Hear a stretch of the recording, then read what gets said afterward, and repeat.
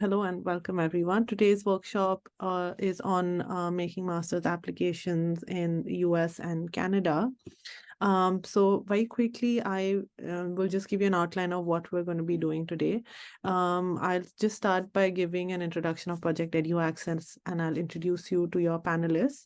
Then we'll have an overview of master's applications in the US. They'll tell you a little bit about the application process, what are the funding opportunities, and then we're going to have a section where we talk about the Fulbright Scholarship. Then we move to master's applications in Canada, and Avishi will sort of take you through all of that. And then we move to question and answer.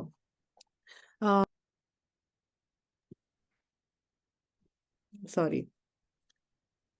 Just to let you all know that Ishu, who's going to be starting today, is going to leave in an hour. So you can ask your questions that are related to master's applications in the US while he's doing his presentation. So please just put your questions in chat, and he'll sort of respond to them either as he's giving the presentation or slightly after he's done, and sort of will respond to those questions in chat. So yeah, feel free to keep putting your questions in chat if you want them respond if they're related to applications in the US. For those of you who are joining us for the first time, Project EduAccess is an initiative, a network of mentors and students who are studying abroad, all who collectively believe that access to higher education, leadership, and professional opportunities is a privilege that most people from marginalized communities are systematically denied.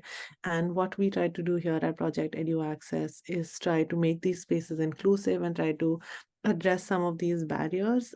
We do this by providing mentorship.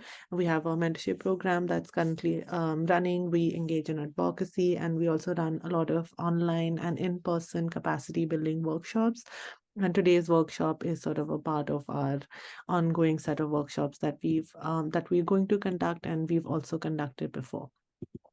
Very quickly, we have three really wonderful people who've joined us today. We have Avishi, who's doing her MA in History with the graduate option, which is a focus on gender and women's studies from McGill University in Canada. We have with us Ishu, who's doing a master's in public policy from Harvard Kennedy School and Harvard University. And then we have with us Taha, who just completed his MSc in design with a focus on historic preservation from University of Pennsylvania in the US, and is also a Fulbright scholar. And he'll speak to you a little bit about that.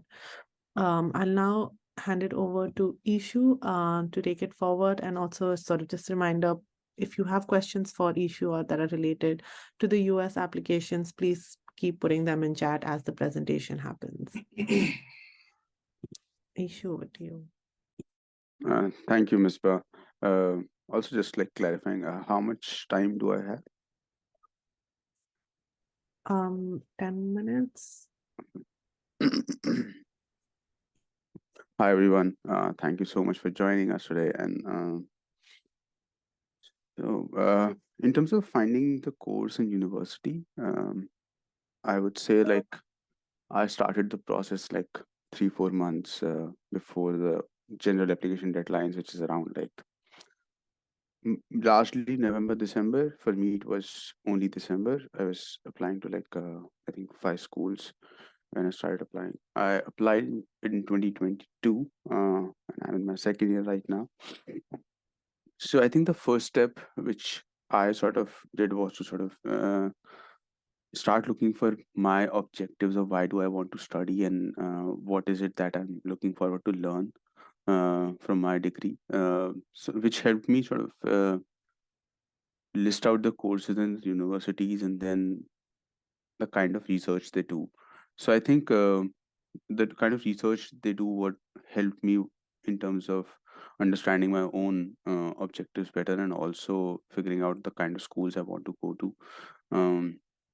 So that was like I made like a list of I think 15-16 schools, and then reduced it to 10, and then further reduced it to 5. So I started with that.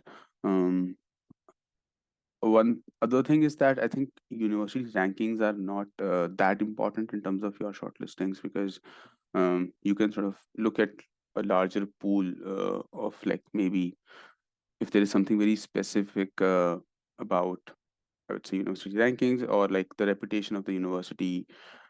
For me, what was important was like the kind of professors and how the kind of research they do. So that was one of the important factors for me to apply to. I did take into consideration some other things such as like the research centers, the kind of funding which is available for doing your research work. So I had those considerations in mind, and also like I was talking to people and like their experience about the courses in which they were studying, and which also helped me reduce the list further. Mm, Location and campus setting, I think everything was new for me in the sense that it was my first time as coming to a country outside of India. So I sort of did not look much about the location or campus setting or size.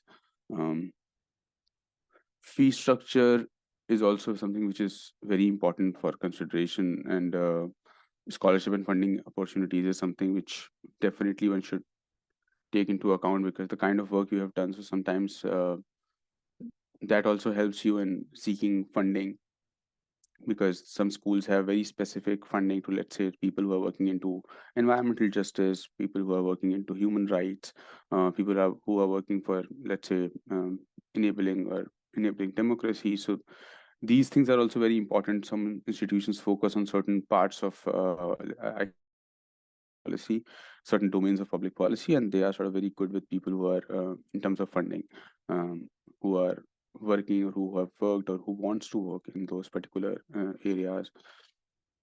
And the other thing which I think was important for me was that I um, wanted to remain as broad as possible. So I was looking for courses which are kind of broad in their approach to policy and does not sort of limit me to a very particular domain.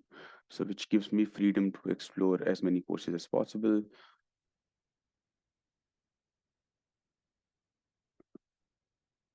Yeah. So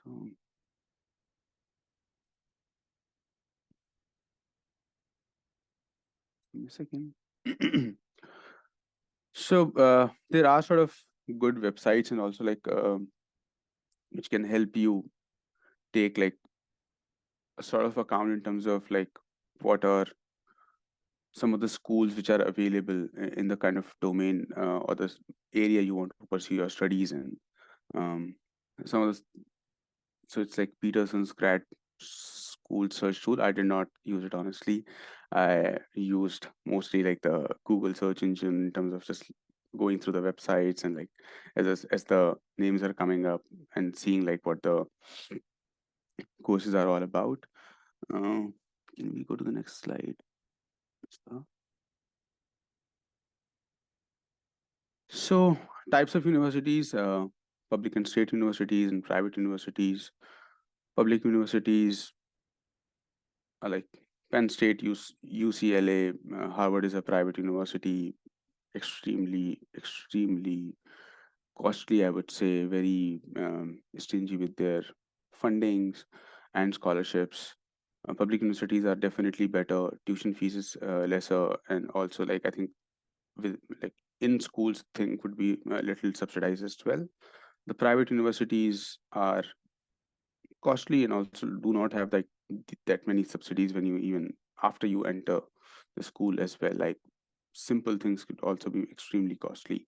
So some other universities which are better endowed and sort of have access to money give fundings, but I, my experience has not been very great with like the institutional or like the fundings within the schools.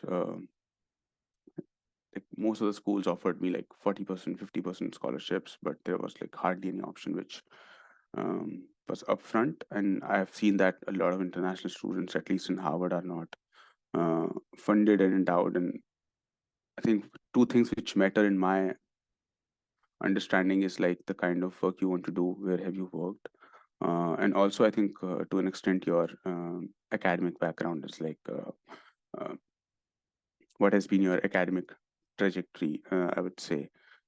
That also, in my understanding, helps in securing scholarships. So I think these are the 2-3 factors you can take into consideration when you are sort of applying for scholarships to highlight. Yeah. Next slide. Application process was basically, there are, I would say, like 4 things which are most important in terms of your application. The first is your SOP, the statement of purpose, which ideally has like um, your story, in the sense that where you come from, who you are, what you want to pursue, and the kind of learning you want to sort of draw from the course, and which should ideally let the selectors imagine you in the cohort, and as part of the cohort, and what will you be able to take away, and what will you be able to contribute to the cohort. There are some of the important things that you can sort of go through while you are going through the um, on the website. So, for example, like eligibility, application process, required documents, application fees. You can write to the schools, I would say, to waive your application fees. I think almost all my colleges uh, waived my application fees. So if you just approach them, the admissions team, and they mostly, and some of the times it is also mentioned, there's a link given in the application form itself, that you can select to you can fill in to waive off your application fees. Some of the universities also ask for their alums to write for you in case you want the fee to be waived. So you can look for alums. They are generally nice to um, write for you, and you can basically get your application fee waived. Yeah, we can move to the next. So Harvard Kennedy School, I think the deadline in my case was 1st of December. The fees was $100. And so how I approached Kennedy School's um, application was that um,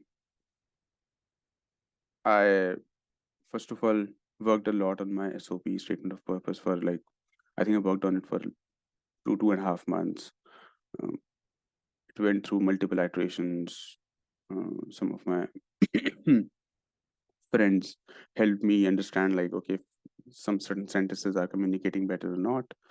So that was, I think, the most important bit, as I was told. The other thing was recommendations. So your recommendations should speak to your SOP and the kind of journey you have been able to highlight in your SOP. So these were the two sort of important things. Um, Standardized test scores, you, as you might sort of already have, if you are applying this year, you, most of you must have given already. So you need, in my time it was sort of optional, but I still gave GRE. But GRE is, I think, one of the most important exams. Some schools ask for TOEFL scores, some don't, at least in the US. So you can see on the college website what they're actually looking at in terms of English proficiency tests. Score academic transcripts. So at the time of application, you only need like an official script. Some schools also ask for official scripts of your transcripts. So you can see again on the school website if the school is asking for official transcripts right at the admission, right at the application time. Harvard does not ask for it at the application time. They only ask for it at the time of admission. So you have to sort of send it through the school. I mean, your undergrad school, if you're applying for graduate education, graduation. 3 letters of recommendation. I would say that try to diversify so that people can speak about you from different aspects. So it could be like, if you have worked for more than 3 years, I would say, like, take two from like your workplace and one from academics. By the time I was applying, I already worked for like 7.5 years. So I had like three of the recommenders to be from my workspace. Like, all of them have mentored me or managed me at some point in time. for the over the last 7 years. So that was sort of my approach in terms of the whole application process. I can also see some questions. Ms. Bhatt, should I take the questions right away? Yeah, or you can put them in chat once you're done with your presentation and Taha takes over. Sure, we can go to the next slide.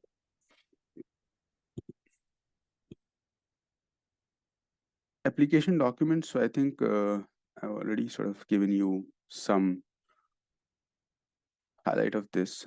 So like I said, SOP is one of the, I feel like it helps you ground yourself in your own journey, lets you explore like what you really want to take away from the course, the kind of courses the school offers. So you'll have to sort of do like a lot of work around that in terms of the research centers you would like to be associated with when you are at school. I don't think it's very important to mention professors, and that is what the admission team is looking at. So it might not be necessary, but it will be sort of very important to highlight that you speak to the school in the way that you're already there and you are looking for opportunities, and these are the places where you will look opportunities at. The CV and resume, I would say like keep it not more than 2 pages. If you can put everything in 2 pages, ideally 1 page. And it should sort of again highlight your extracurricular, what the kind of things you have been doing outside your regular life, in the sense like your workplace, your college, or your school life, and how are you sort of managing all of that. um, your academic journey and like highlights of the kind of work you have done is enough for your CV, I would say. Yeah.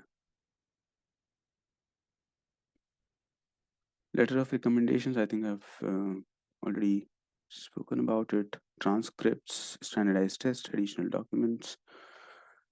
Additional documents, I think some of the schools have a page where you can put in additional material about your profile. So if, let's say, I compiled some of the reports which have come out based on the work I was doing, so I just compiled all of them in one single page about like, okay, these are the links where which has spoken to my work, uh, like both in the ways of like appreciating or being critical about what I've written. So I think that was something which I supplemented my application with. Um, but I don't think it's compulsory anywhere or in any application to have that additional document. Mm, Yeah, but I think most of the colleges have this additional page for any document you would like the academic community to know. For example, if you've taken a break and you want to really explain like why did you take a break that year, so you can put in that sort of content in that one page and add to your application material. Timelines.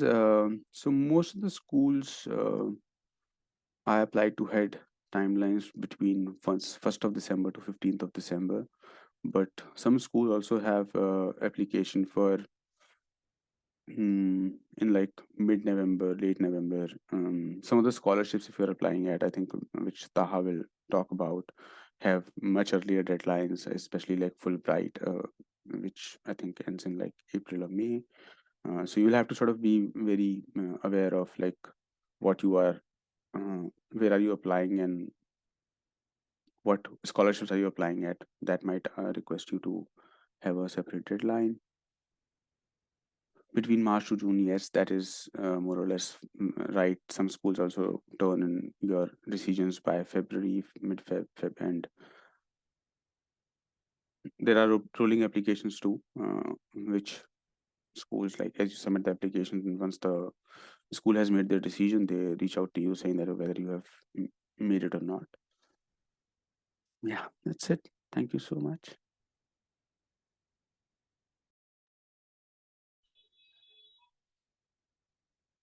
Thank you, Ishu. Hi, everyone. My name is Taha. Thank you, Mr. for introducing me earlier. And I'll walk you through quickly through the funding opportunities in US, the fact that there are many funding opportunities that you can think of. And then in a bit more detail, we'll talk about the Fulbright program, and the Fulbright Nehru Master's Fellowship in India. That's what we'll talk about. And then, of course, the general tips at the end. So before I begin, the primus thing that I really wanted to talk about is why should you even think of funding opportunities in any country that we're applying to? I think it's incredibly important to understand that you don't want to undergo a lot of student debt, given the markets today. That's not what your ideal option is. So when you think about your dream universities and you are an absolutely capable candidate, or for example, applying to Harvard or other Ivies or other good schools, you get an offer letter, but you don't secure funding, right? And then it's at that moment where most of the students think about taking student loans. And I would counter argue that it's not about how competitive these scholarships are, which is why students don't get it. I would rather say that most of the time, students don't invest their time in the research that really needs to go in funding opportunities. So as when you think about the US, there are, as in any other country, there are three prime funding sources that you can really think about. There is the university funding, which basically means whatever school you're applying to wants to ensure that students get admitted. They want to have funding. They want to have options for the people, for the students. And it is at that point where your resume, your portfolio, your candidature is really going to help you in secure that university funding. Now, you need to understand that these fundings are not extremely difficult to get, but it of course, like any other funding, some research would go into it. An example of a university funding would be Knight Hennessy Scholarship for Stanford University, about which we'll talk a bit in a while. Outside of university funding, which basically is an umbrella where you're applying, then there has to be a school we're applying to. So for example, you are applying to Stanford Medical School. So university funding would mean Stanford has an umbrella funding for all candidates that are applying to Stanford, regardless of the departments. And then there are some specific fundings that Stanford Medical School would provide only for its candidates. So that is a second step you want to dig in university. An example depends on the department that you're applying for. And outside of that, there are, of course, wonderful opportunities of external scholarships, which are, yes, global in nature, which are, yes, they invite applications from across the globe, but they are not as difficult all the time to crack as is often portrayed, among peer groups. Bit of research, some strategic planning, effective candidature is all you need to do. An example would be the Fulbright Scholarship program, about which we'll talk in a while from now. Amispa, if you could kindly go to the next slide. Thank you. So this is what we pretty much talked about. Fulbright Postgraduate Awards, understanding that this workshop is about master's application today. We have Fulbright Postgraduate Awards, and these are basically all discipline awards covering tuition fees and a living stipend, most of the times offered by first year postgraduate or doctoral study. Fulbright also offers a number of awards to study at specific universities. The interesting part here is we don't have a fixed deadline, unfortunately, for the award, so I won't be in a position to tell you apply now. In the later part of my presentation, we'll speak more about Fulbright Awards, particularly the Master's Fellowships. As regards Knight Hennessy Scholarships, as we discussed, it's a university funding that Stanford University provides you. Who are they looking for? Particularly leaders, some creative people who not only believe in their own profession, not only believe in their own candidature, but also about how has their profession involved the community around them, how they establish themselves as people who do not just care about their effective resume, but how have they benefited others around them by virtue of the studies and the work experience.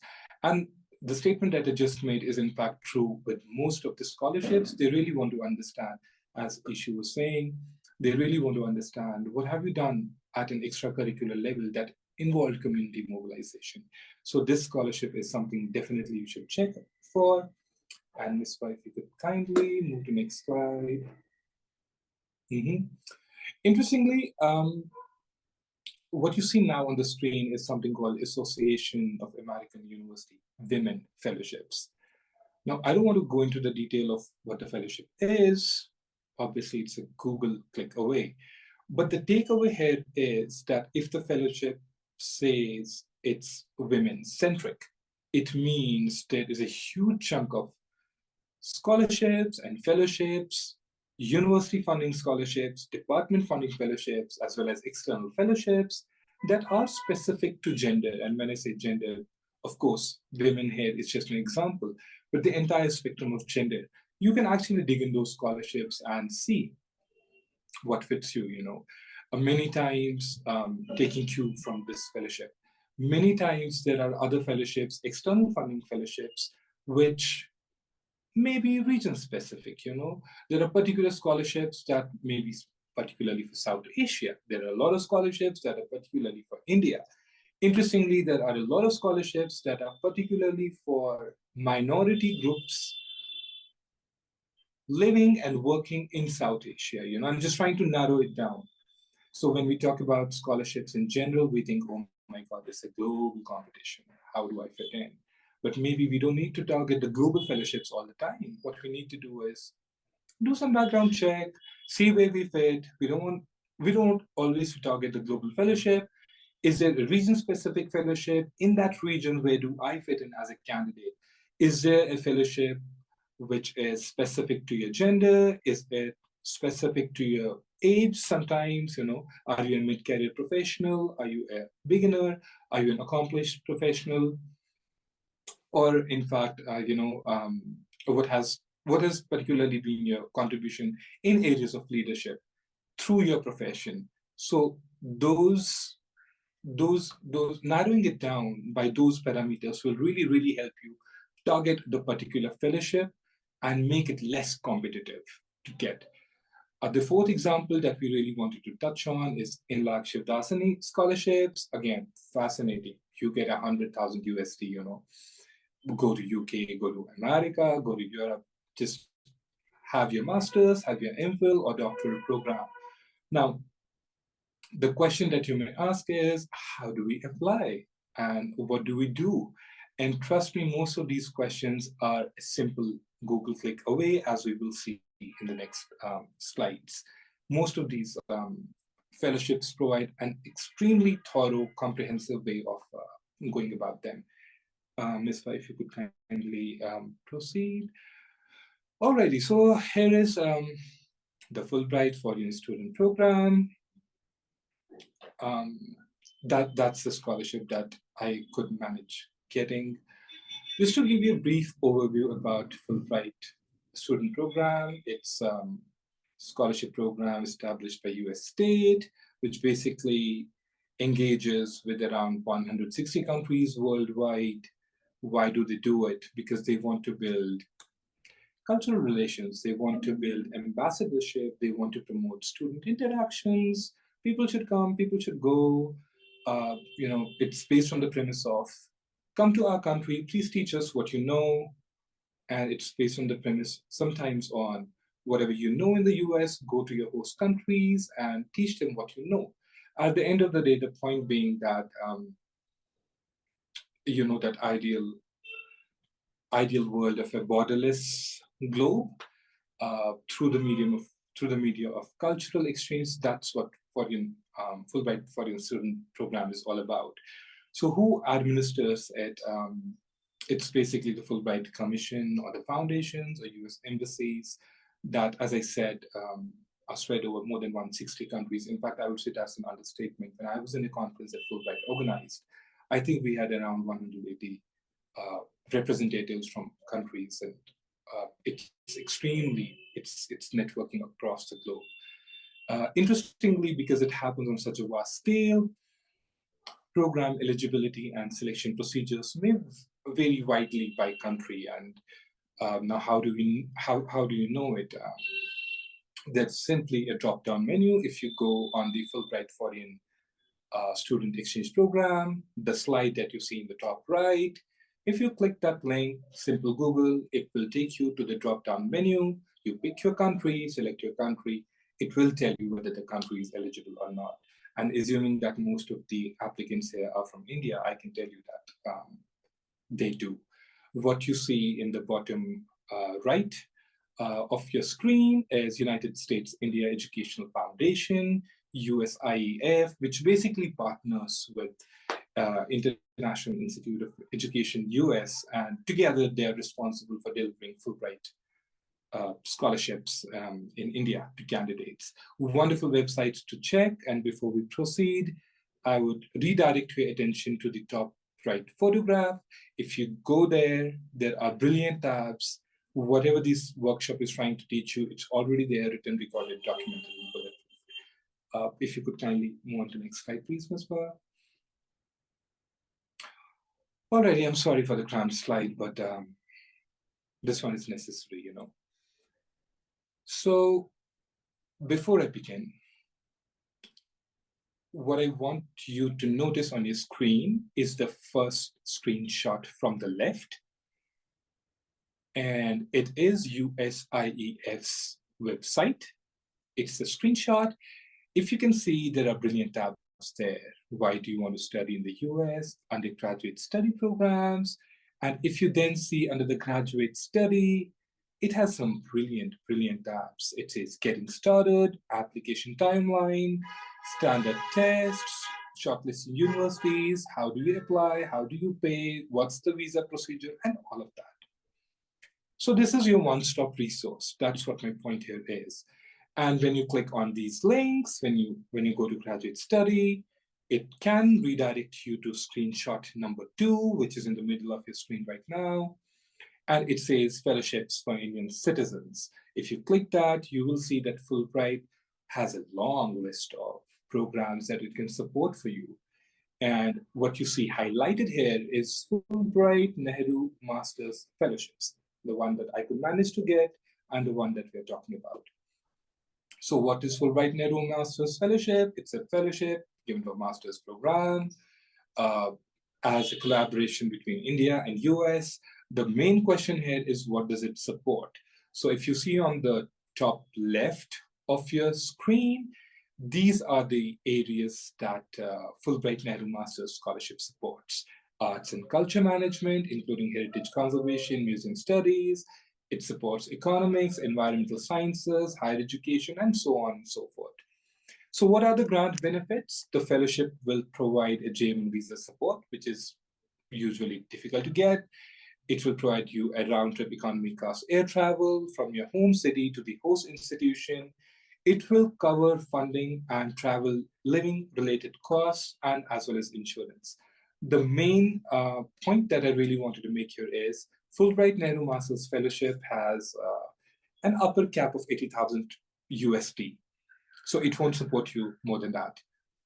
In case you want to have, in case you want to make up for the shortfall in your fee, they will help you to support and find parallel scholarships, be it the university funding, be it the department funding, or be it the external scholarships that we talked about. So they will help you find it. So if you now see on the right-hand side of the screen, this is pretty much how it begins. Application deadline is usually in the month of May. Interestingly, by the end of June or July, you will have the shortlisting, the interview, and the results.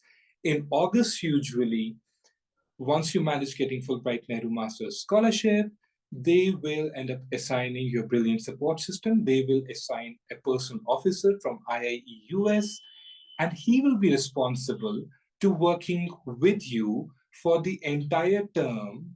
He will help you applying for these tests. He will help you in managing those funds. He will also help you working on your application and redrafting your program and university choices. So when you file Fulbright application, you usually have 4 choices to give.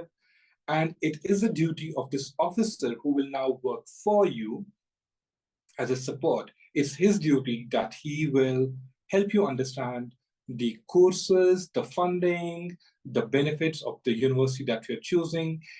IIE, through this officer, will apply on your behalf. So you don't have to go and apply to universities. He is your only point of contact, and they will do it for you. Basically, clear the interview and then sit in the back seat.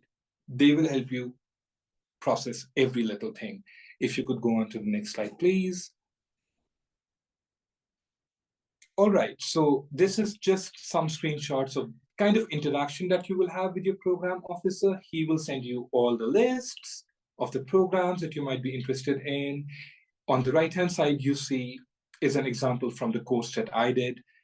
The program officer will send you the list of the modules, and you will be able to check with those modules. If you're unsure about what does the module do, what do I learn, you're not clear about from the website, right?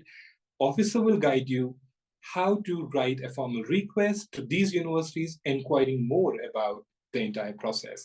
That is what you see in the lower left of the screen. You request for the information from the universities that you want to apply for. If you can quickly go on to the next slide, please. All right, so general tips. Again, I'll skim through it because Ishu has really talked about it a lot. But some of the really important things. Number one, what you can see is I learned it the hard way. There is no stupid question, okay? You need to ask. If you don't know, that's fine, just ask it. And as Ishu suggested earlier, please maintain a separate written and computer notebook tabulating what you know and what you don't. On this notebook, if you can create flowcharts, if A happens, then what? If B happens, then what? Have your parallel options, parallel plans ready all the time. So when I was in the middle of application procedure, I applied what I call 6-3-1 rule. 6 are low-ranked universities, 3 are medium-tier universities, and 1 is your dream university, you know. So you really want to play it balanced. It's not just about QS World rankings. It's about practicality and having a pragmatic approach. You're a wonderful candidate, but maybe you don't get in. And then, of course, proper planning, timely execution. We all know about it now. One very important point that we need to learn here in this workshop is you are your own call center, you know. You need to list all contacts, numbers, WhatsApp details. You need to create your own support system in all the application stage. You need to know who to ask, when to ask. And as you do it, please ensure that you're emotionally and mentally fine. I don't care if you want to watch gym videos for motivation, do it. But as you do it, reach out to the people from your alumni, from your colleges that you're applying to, reach out to scholarship awardees, ask them. It's their moral duty to help them, okay? They will help them. They will help you once you ask. Reach out to special sessions conducted by like Education USA at USIEF, or maybe Project EduAccess, enter mentorship programs, and of course, educational fairs and US representative of the universities. If you could please go to next slide. That's my last slide for today. Many of these things have already been talked about. So in SOPs and portfolios, please be simple, okay? You need to understand the golden rule of less is more. You don't want to cram everything that you know. Maybe you have 10 years of experience, but maybe only 7 years of experience is relevant to your application. You don't want to put those 3 years. You don't want to show you have done everything in life. One of the problems in Asia in general, and particularly Indian candidates, is they want to show that they know everything, they've done everything. Let's not do it. Let's say I have only 7 years of relevant experience. This is what I want to do in life. And then what I want to talk about here is own your academic scores. So before UPenn, when I did my application for University of Cambridge earlier in UK, the first question that my interviewer asked was, Taha, you have a 7-pointer, and that's way beneath our usual, academic standards. And all I had to do is I had to own it. I said yes, but that was in my undergraduate course, and this was the reason why it happened. So own your academic scores, balance it with the experience that you have. And finally, I think one important point that has not been talked about until now, Please don't send your applications one day before to your reviewers. They have a lot of things to do. And once you do it, please don't fear being rejected by universities. It's completely okay. It's not the end of the world. And also do not fear declining offers only because they are brands. When I was doing my Fulbright journey, I made a very comfortable decision of saying no to Harvard, although I had an offer, And why did I make such a tough decision? Because the course modules offered through the officer, I found UPenn offering me better courses. So don't be scared to be rejected, and also don't fear to reject universities. That's for today. I think I took way more time than required. Sorry. Bye-bye. Okay, so I'll be taking over from Taha. I'm Avishi, and just to give like a short introduction, I did my bachelor's from University of Delhi, and right now I'm at McGill University, and I'm pursuing my master's in history. It is a very thesis or research intensive program, and along with my master's, I'm also doing a graduate option in gender and women's studies. Also, to just like briefly state the kind of funding I received for my program. Firstly, I was a finalist for the McCall-McBain scholarships at McGill. So as a finalist, you get a certain amount that is like 20,000 Canadian dollars towards your studies, which you can use in any way you choose to. So I got that. I got a full tuition scholarship from my department. And I also hold teaching and research assistantships at the moment, which sort of help support my living expenses. So can we have the next slide?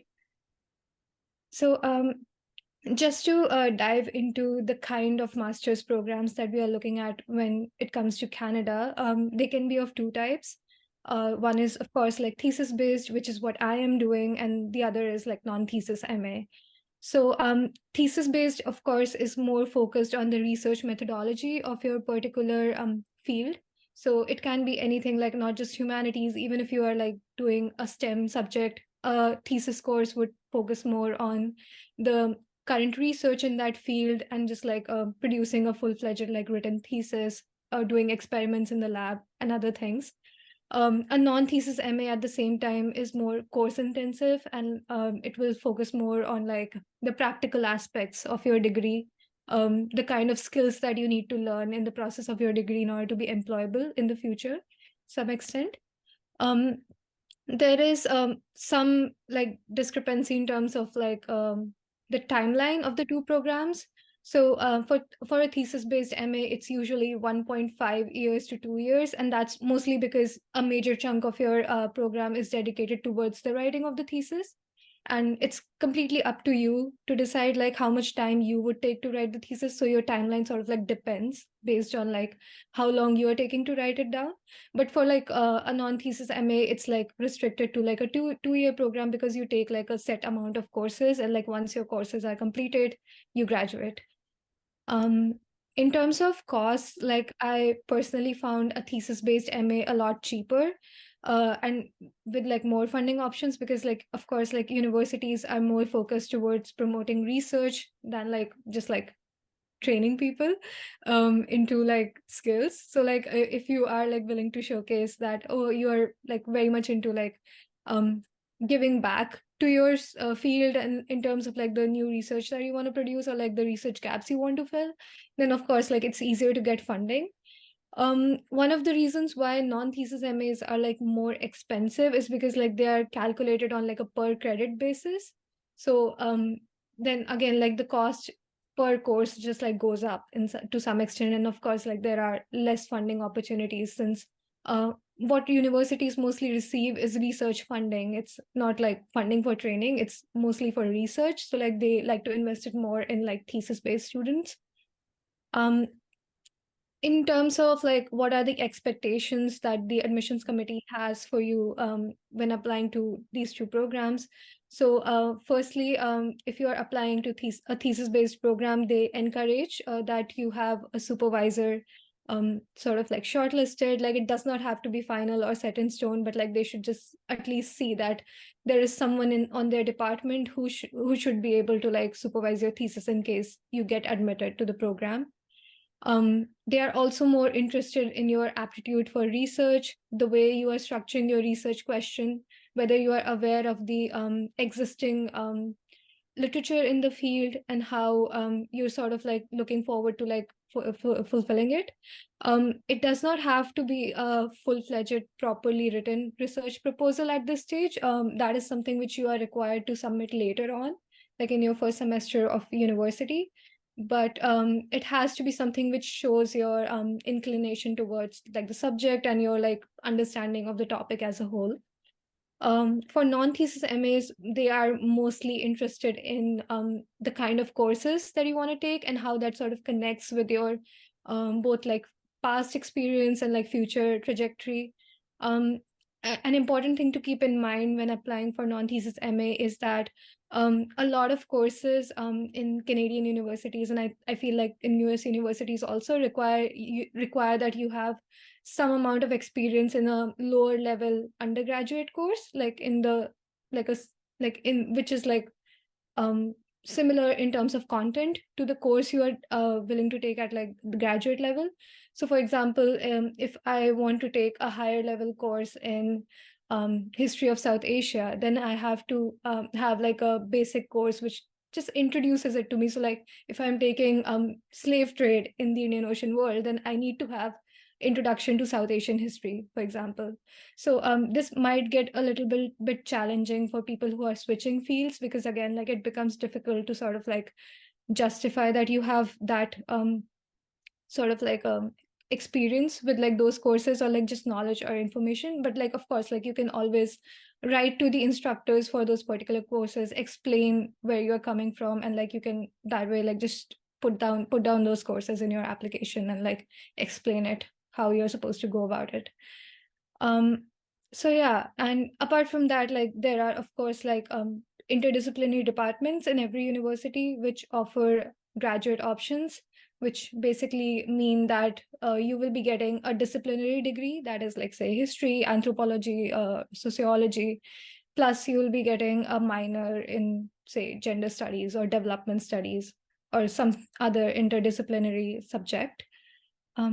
Okay, can we have the next slide, please? Yeah, so just to give an overview of how the Canadian application process is different from other international universities. So all of this is like basically based on like my own experience, because I applied to universities in the UK, Europe as well, and yeah, to Canada. So firstly, there are three major admission cycles.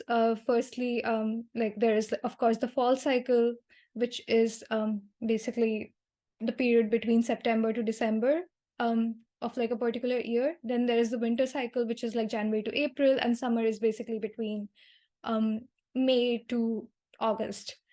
So there are like these three admission cycles. Fall tends to be more competitive because like most departments offer their programs during the fall term in most cases. And like, of course, like there are like more people applying due to like reasons such as if you apply to in winter term, there might be less amount of courses available, or like summer, even in the summer term, like the courses are like reduced like further.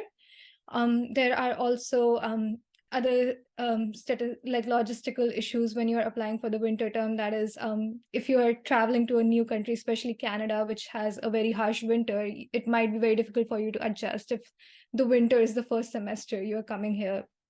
So that might be a problem. There are also like visa issues and other things which sort of like crop up when you are applying for like winter or summer semester. Like it's sometimes like difficult to get a visa because officers are trying to prioritize fall in some or the other way. So like all of that just comes in the way.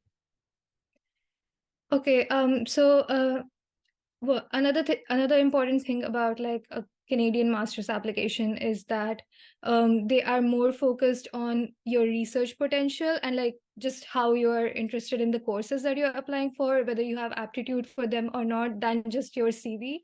So when I was applying, I found that in both my like SOP and like in my SOP or like the personal statement, they specifically asked me to like refrain from like discussing a lot of my CV material. So like they were mostly interested in knowing like how I'm structuring my research. Or so I applied to both like a thesis and a non-thesis program. I also applied and got into political science non-thesis. And even in that case, like it was largely structured around what I want to get out of the courses rather than like what I had done like in like due course of my undergraduate degree. So yeah, like that's like a good point to sort of like emphasize, because they already have your CV with you. So your personal statement is an opportunity to sort of like explain how the university sort of fits in with like what you are looking for in a master's degree. Also from personal experience, like professors are more responsive in the US Canada atmosphere than in the UK or Europe when it comes to this is like entirely from personal experience, by the way. So when it comes to courses and questions about supervision or assistantships, like they are happy to answer whether they have funds or not. So you should feel free to ask them like about those things. There also, like every single university has either a graduate program coordinator or a director who is your go-to person for any doubt that you have about the applications process, or about the applications process, or just like the funding in general once you get into the university.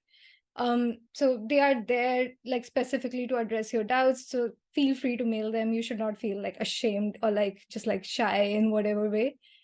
Another important thing about Canadian masters is that if you're switching fields, like it may happen that they admit you in a qualifying year rather than like a proper master's degree at first.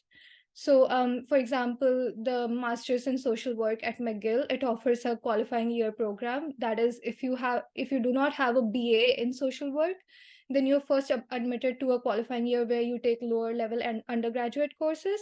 And after that, you sort of move on to the master's program, for which you have to like reapply to the university.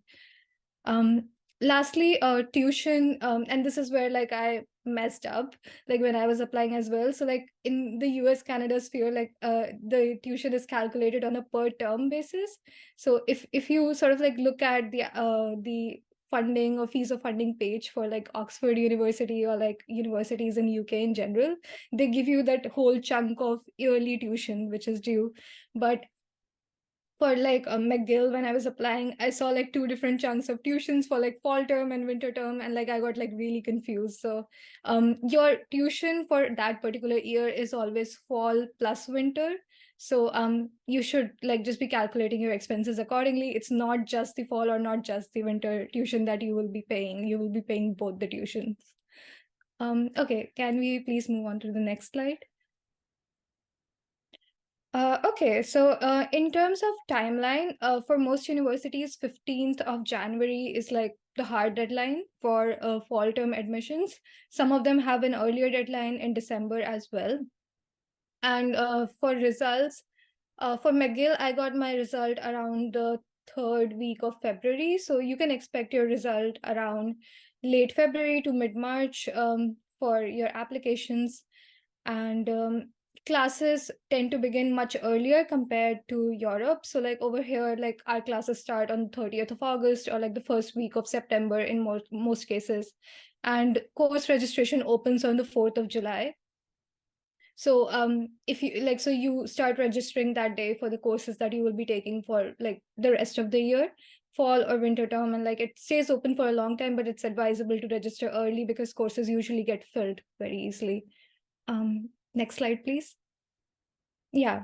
So this is just a screenshot from McGill's apply to page. I just want to highlight that there is like a application fee of around 130 Canadian dollars.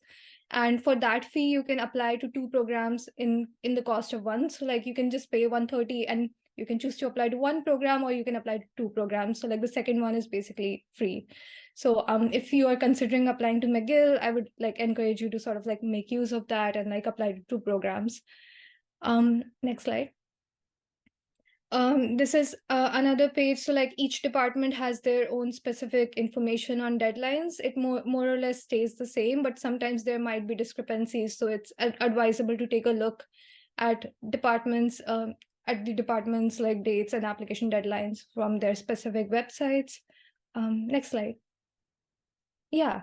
And this is something like which I find very important, because a lot of people find themselves like discouraged to apply to Canada or the US because of the 4-year degree requirement. But I actually found that in a lot of Canadian universities, they accept a 3 years bachelor's if you either have a first-class degree or you have like a degree from an institution with a NAC rating of A or more.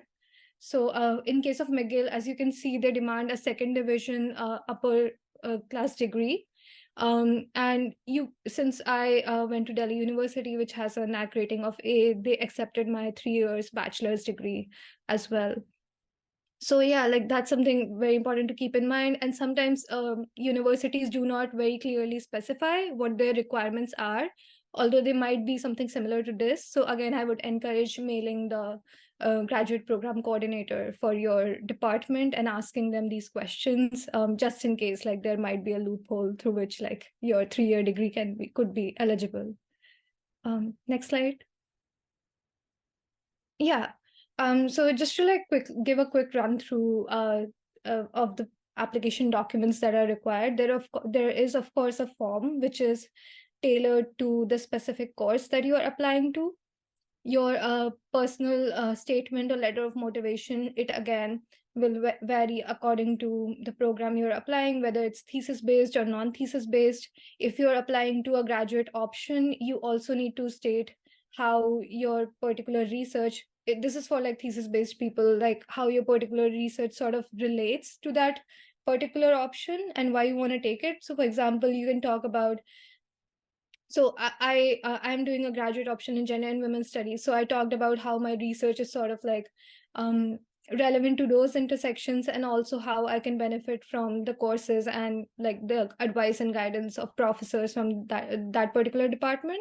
So I basically alluded to their specific research interests and how they aligned with mine, and also the courses that were being offered by the Institute of Gender Studies at McGill, and how they were like sort of like important to my thesis. So those are the things that you might want to focus on while submitting your application.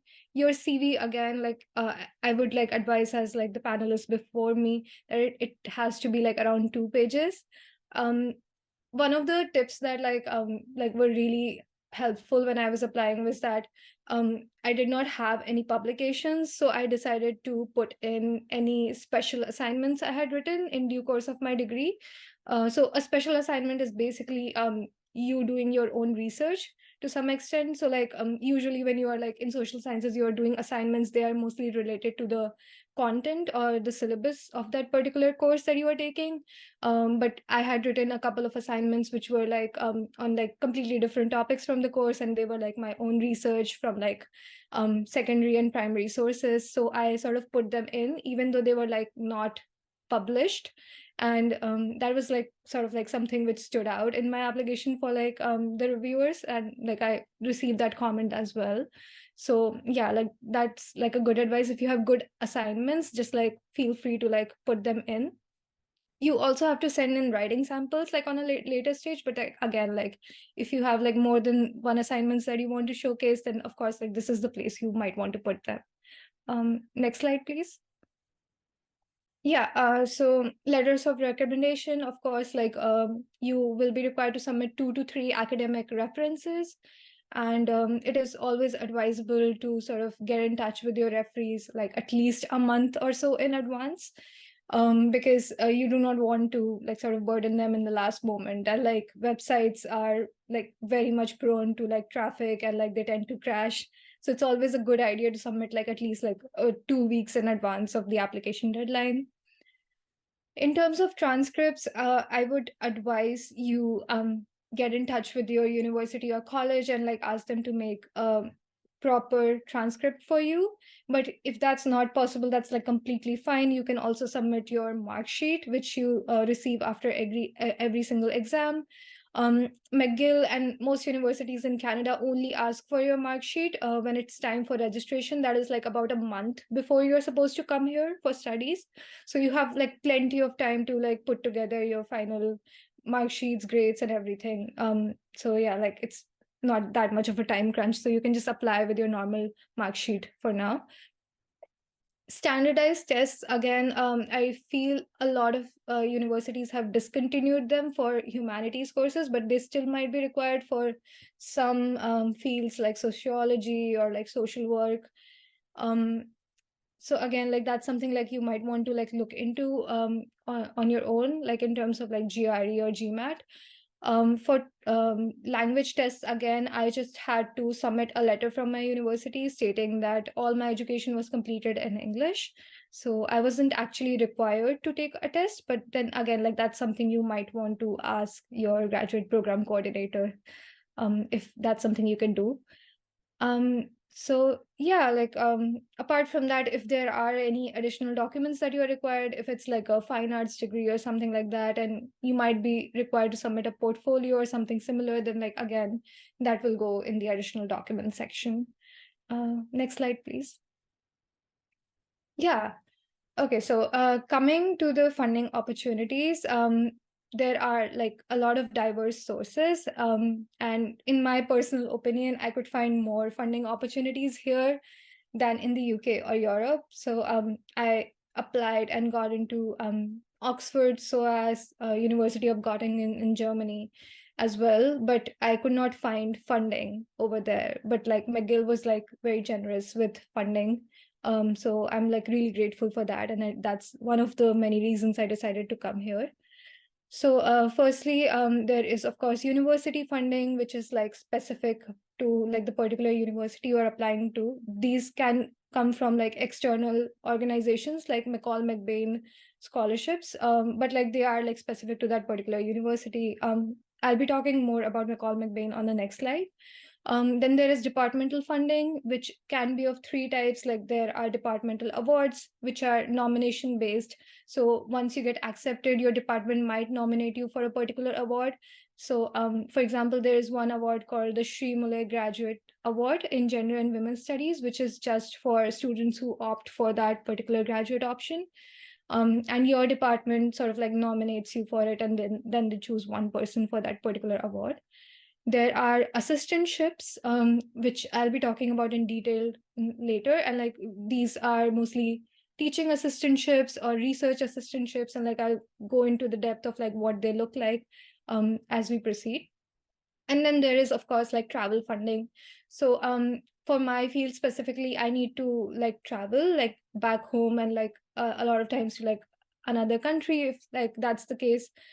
For archival work and like also for conferences, like conferences are like pretty much encouraged like in a research environment here. So those are the things for which you might be able to secure travel funding from your department or university. These are like very short grants of like around like say $500 to $1,000, which they give you for like just one-time travel across the country or like across the world and stuff. So in terms of external scholarships, there are like quite a few, although I do feel that most of the government scholarships in Canada are reserved for either PhD students or like domestic master's students. But there are a few like MITACs, like which is basically like to connect you with like, so basically if you have like sort of interned under MITACs like in the past, they sort of give you some funding to sort of like come here and do your master's. I cannot like elaborate on it a lot because like I did not go through that route, but of course like that's something you might want to look into.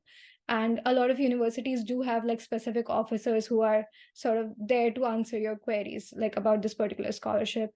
Then there is, of course, Canadian Commonwealth scholarships and fellowships, and there is FRQ, that is a Quebec government scholarship, which a lot of students apply to once they are here. So it's basically a research grant in some senses. Next slide, please. So just an overview of the kind of funding I received. So apart from like a tuition waiver from my department, I was a finalist for McGill scholarships. So I got like a 20,000 Canadian dollars grant, which I get in like monthly stipends. So basically, McGill has around like 10 international scholarships, which are like leadership or community engagement oriented, and like they are pretty much based on the model of Rhodes. Like they are like basically from like the same funding agency. So like Rhodes funds the scholarships for Oxford, and McGill is like sort of like funding it for like McGill. So you have to go through like 2 to 3 rounds of like interviews. So like the first is the application round, and then there's like a second regional interview that happens online, and then there's like a final interview that happens in Montreal over here. So they cover everything like from your expenses and like airfare, visa, and everything for you to come here and like appear for the interviews. And yeah, like once like the interviews are over, they like select like 10 international students like out of the pool who are selected for the full scholarship and like the leadership program, and the other 20 finalists get like a 20,000 award. Apart from that, one of the major ways through which I've been funding my living expenses here is through teaching assistantships.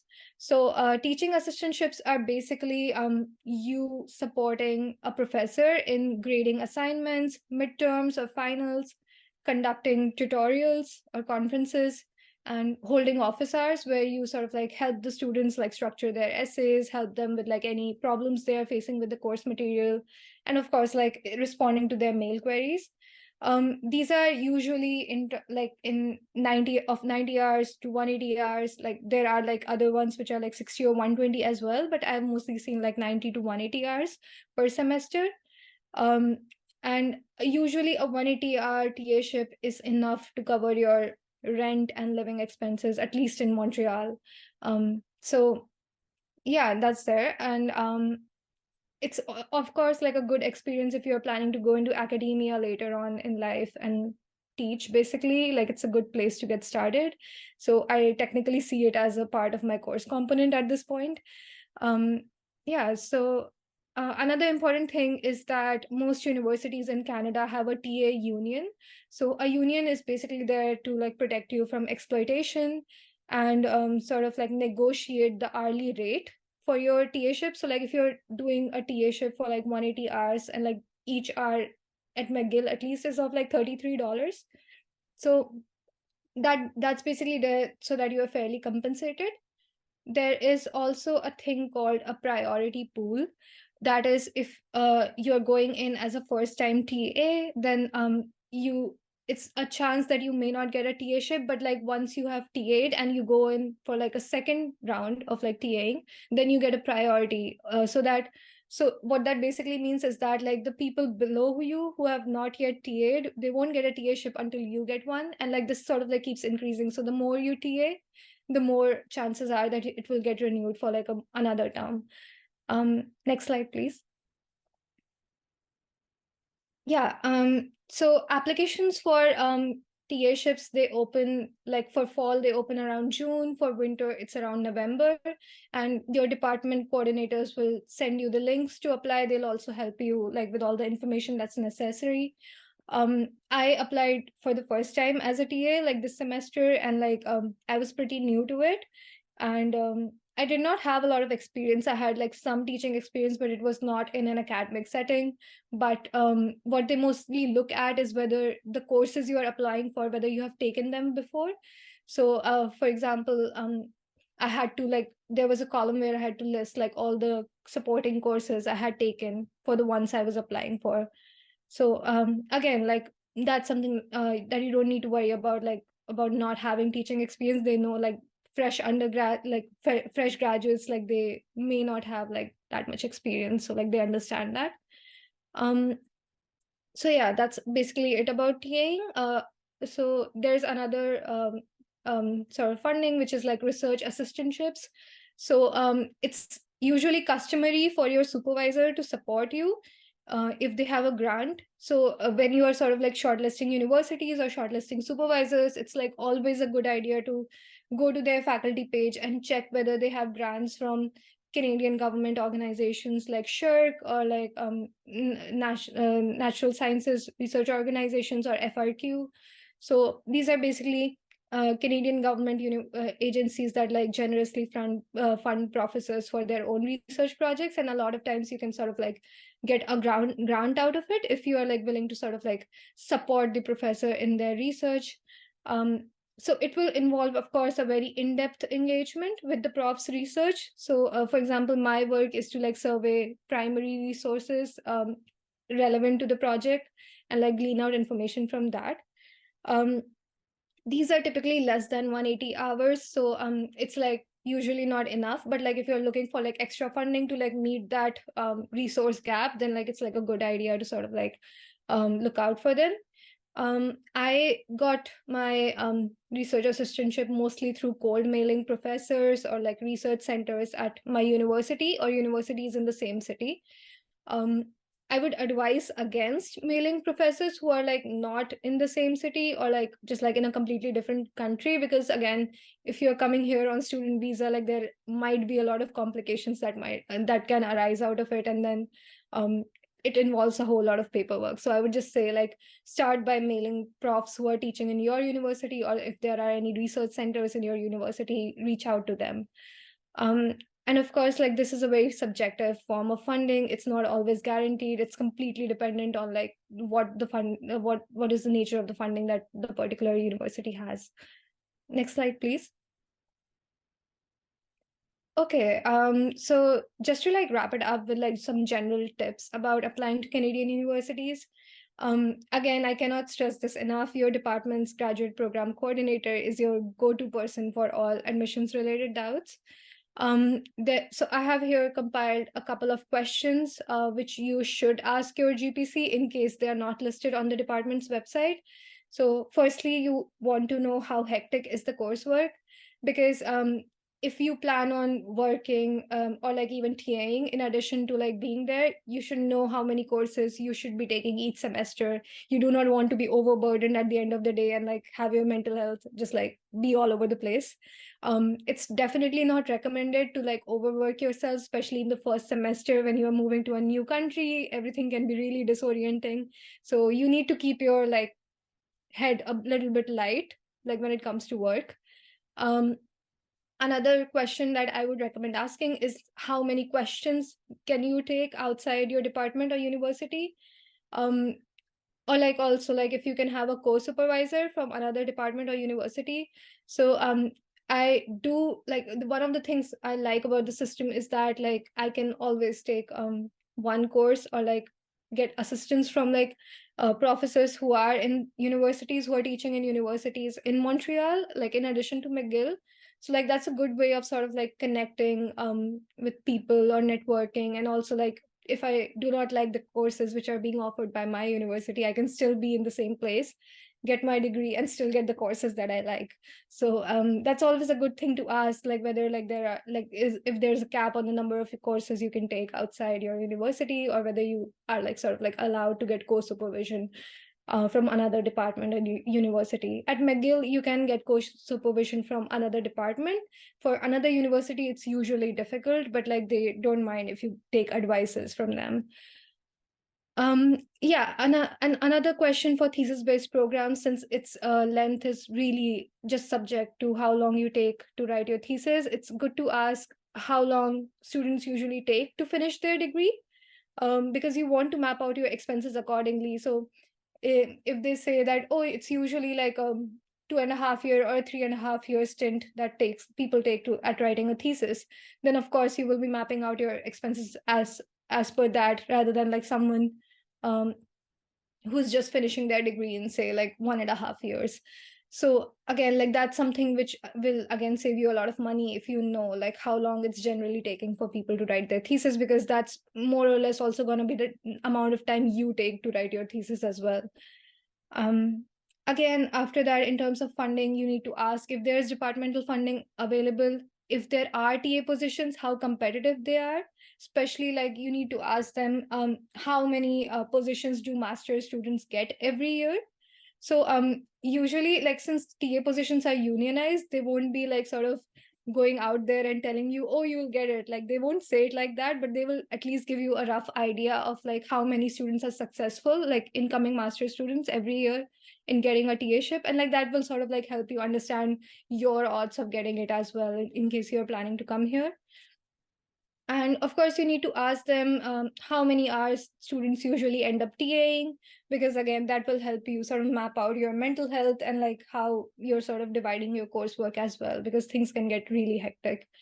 And you need to ask them about the TA union or the priority pool. Like these are like two very important things that you need to keep in mind, because of course, like a union protects you from exploitation, and a priority pool is something which sort of gives you some amount of job security at the end of the day. Yeah, so like last two pieces of advice, just do not hesitate to mail your HOD or MA advisor to explain your financial situation to them. So when I was sort of like thinking of like coming to McGill or not, I was sort of on the fence because I had the 20,000, but the TA-ship was also in the air, and then I did not have like any funding towards my tuition. So I incessantly mailed my HOD and MA advisor every day, and I annoyed them a lot. And then they were like generous enough to give me funding after that. So yeah, so that really helps. Like being annoying helps a lot. That's my like go-to advice. And of course, like in case you need fee waivers, don't hesitate to ask them. They do not advertise it a lot of times, but like they may approve it on a case-by-case basis, so you don't want to lose out on that. So just feel free to mail them as much as you want. So yeah, like that's basically all that I had to say. I'll be happy to take any questions that might be there. Amazing. Thank you so much, Avishi and Taha and Ishu, who had to leave the call, but thank you for giving such a comprehensive presentation and sort of taking everyone through the application process, both in the US and in Canada. There are a lot of questions that have been answered in chat because both by Taha and Ishu, because Ishu had to leave. But just to very quickly summarize for those who will be watching a recording of this video, there were a couple of questions. There was one question that related to being eligible even if you have a 3-year master's, a 3-year bachelor's, and if US requires a 4 years necessarily. And I think Avishi touched upon this as well, and Taha and Ishu both responded to this. But in a lot of cases, if you have if you've done your 3-year bachelor's from Taha, do you actually want to respond to that, since you did respond to it on chat? That's a very good question, actually. Summarizing it, it's always flexible. In many cases I've heard, and I'm not super sure about this, but I have heard that if your course is not accredited, and if you support it with a diploma in your coursework or some relevant experience, some of the universities are pretty flexible in considering it. So probably just write to them. Generally, it's not allowed, but just discover, they are flexible sometimes. Yeah. I'm sorry, I don't have a very clear answer as a yes or a no for this. Yeah, but there are definitely, I mean, you can definitely do a master's with a 3-year undergrad, but it's just about what needs to be added to the application to, or whether it's the NAC A grade that is enough, or whether you need to show some work experience. And so the university point of contact and the course point of contact would be the best person. Another question that I think is important to just sort of put it out there is on application fee waivers. So both Taha and Ishu said that it's important to, if you want a fee waiver, just write to the university. Again, write to the whoever's the point of contact on the course website. Write to them, ask them for a fee waiver, give them, tell them why, make a case for why you need, you really want to apply, but what your circumstances are, and sort of ask for a fee waiver. I think in some cases they do give it, and maybe in some cases they don't, but it's definitely something you should try. Okay, I think those were important questions that just for those who are going to watch the recording should know. If there are questions that you have after the presentation, you can raise your hand, ask your question, or you can put it in chat. Obviously, there are a few questions that are for you, so maybe you could just sort of club all of them and respond to them. Is it okay if I respond to them verbally? Like, I feel Yeah, like, just, I mean, yeah, verbally. yeah. So there's one question about how does one ensure departmental funding and like how flexible is the thesis program? How does one choose between 1.5 to 2 years of coursework, assuming the first year is devoted to coursework and the second year is reserved for concentrated thesis work? So just to answer the first part of your question, as I mentioned, it's always a good idea to approach your graduate program coordinator and ask like how much departmental funding is available every year and if it's available at all. They might say things like we don't usually fund like master students, but like these are the funds that are available. So yeah, again, I don't think like they ever explicitly state the number of funds they have, unless like of course they have a lot of funds. But yeah, I got my departmental funding by being annoying, so I would just encourage incessantly mailing and asking the universities you're applying to. As for how flexible the thesis program is, so technically, for my program, just to give you a perspective, I'm required to maintain 3 terms of residency. That is first year, that is like fall and winter semester, I'm doing my coursework. And the third semester, that is fall 2024 semester, I'm required to still pay the fee. Um, but I will just be engaging in the writing and evaluation of my thesis. So that's technically the average term. But then again, like McGill says, that you can take as long as 3 years to finish your master's degree. So it's completely up to you. If you get like, say, funding for your second year of master's degree, then like why not take 2 years to like write it? So it's completely subjective depending on how much funds you have. So like for example, like my funding is like my stipend does not extend into my second year, so like I'm like mostly thinking of finishing my degree by fall of 2024. So it's completely up to you and like how you're managing your expenses in total. So like that's completely your choice. um no, McGill does not require compulsory English language tests. As far as I know, they just ask you for a letter from your university stating that all your education was in English. Um, as for other universities, so for me personally, I only applied to McGill, but like this is like after I applied to McGill that I and like after the deadline for most of the universities were over, that I started looking for um like resources. So I could see that like a couple of universities like um Simon Fraser University, University of Ottawa, McMaster, UBC, like University of British Columbia, to some extent, they have generous departmental funding available, and they also pay their TAs more than they pay you in Quebec. So these might be the places you want to look at. And also in terms of weather, I feel British Columbia is like not as cold, so it's like a good choice for like most students. Like it gets very rainy there, but like it's again like not freezing cold. So I would advise you to sort of like look on the other side of Canada and like focus on British Columbia, because it gets really cold in Ontario and Quebec. So yeah, like these are like the couple of universities which I like just glanced over when I was applying, and like they did have some good programs and professors. So yeah, I think like these are all the questions for me. If someone has any other questions, I'll be happy to answer.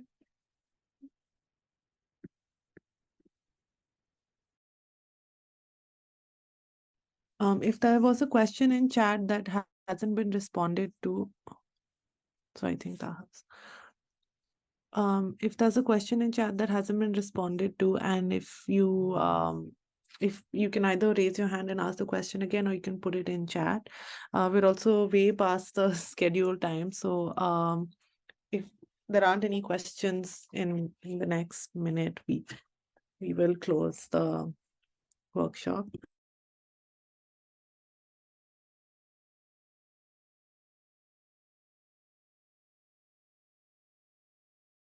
Okay, so that was 3 sneezes, and I think a minute is up. So I'm guessing no one has any questions, and all questions that were in chat have been responded to. I'm just going to share some links in chat. Sorry.